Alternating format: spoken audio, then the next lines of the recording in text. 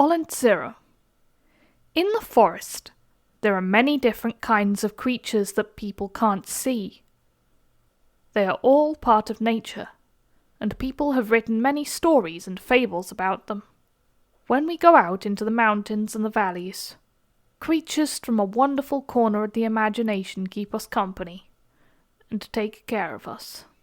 Here is the story of one of those beings, the story of Olentzero, a humble man who, with his love, comes into the heart of all creatures. Once upon a time, many, many years ago, in the deep forests of the Basque country, there lived a very beautiful fairy. Her hair was yellow like the sun, and her eyes sparkled brightly. Like all fairies, she looked after the people of the local area, and she was always accompanied by some funny little creatures, somewhat like goblins, called Prakagori, or Red Pants, who helped her with her work. One day, when she was travelling through the mountains, she stopped to brush her hair next to a fountain. Suddenly, the Prakagoris noticed that something was moving in some ferns.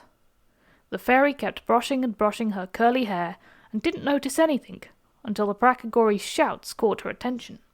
"It's a human baby," said the oldest of the goblins. "Why did they leave it here?" said all the Prakagoris at once. "I don't know," said the fairy.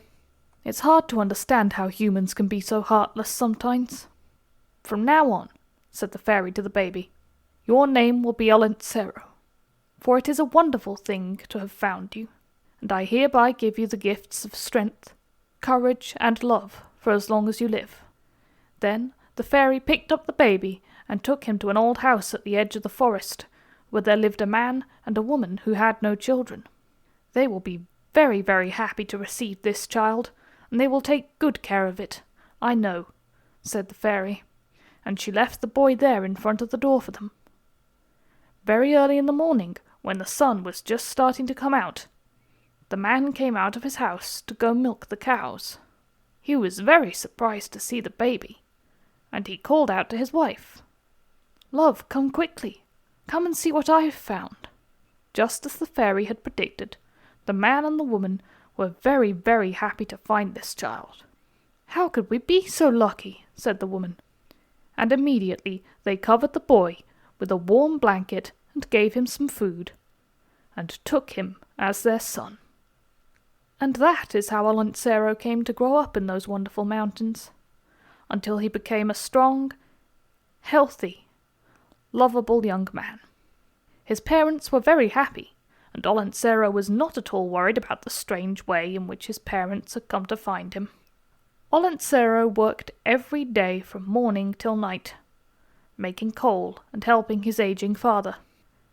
After many years, the old couple who had been Olentzero's loving parents finally died, and Olentzero was left all alone in the house in the forest. The years came and went, and his face began to wrinkle and his hair began to turn white.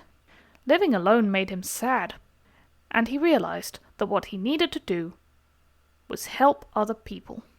He remembered that in the town there was a house where there lived some children who had no parents.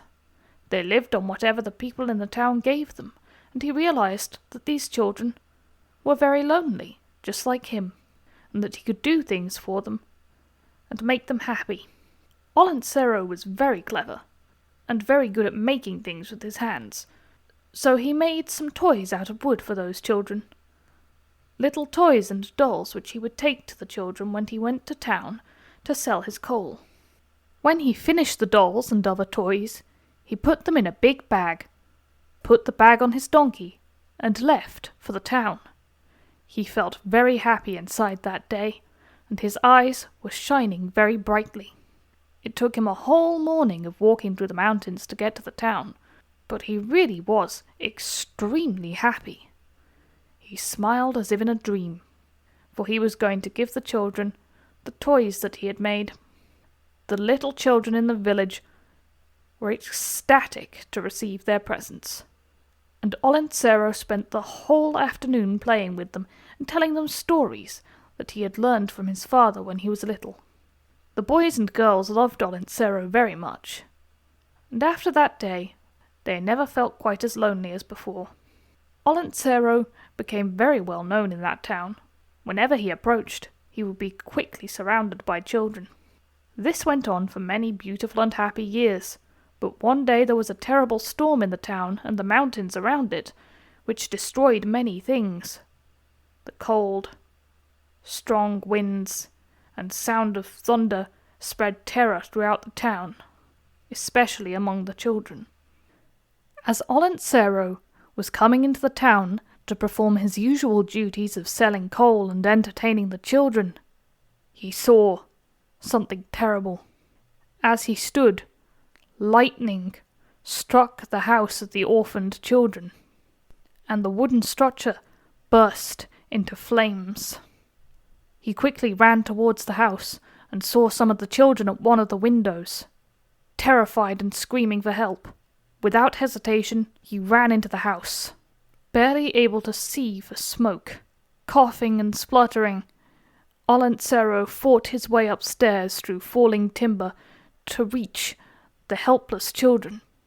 He covered them in a blanket to protect them from the worst effects of flame and smoke, and rushed downstairs with them cradled in his arms. As he ran down the stairs of the collapsing structure, he realized there would not be enough time to get out. In desperation, he threw the children from a window at the first floor. It was not a long fall. The children would make it. They would be cushioned by the blanket.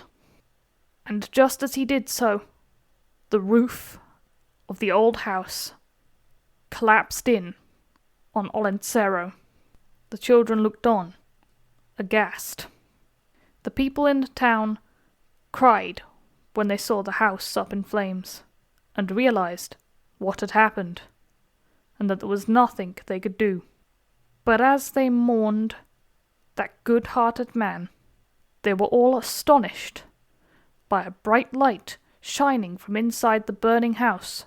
Nobody could see what was happening, but inside the house, the fairy who had found Olentzero in the mountains when he was a baby so many years ago appeared next to Olentzero and began calling his name in her sweet voice.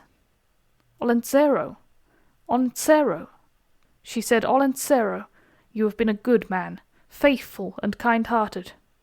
You have spent your life doing things for others. You have even given your own life to save others.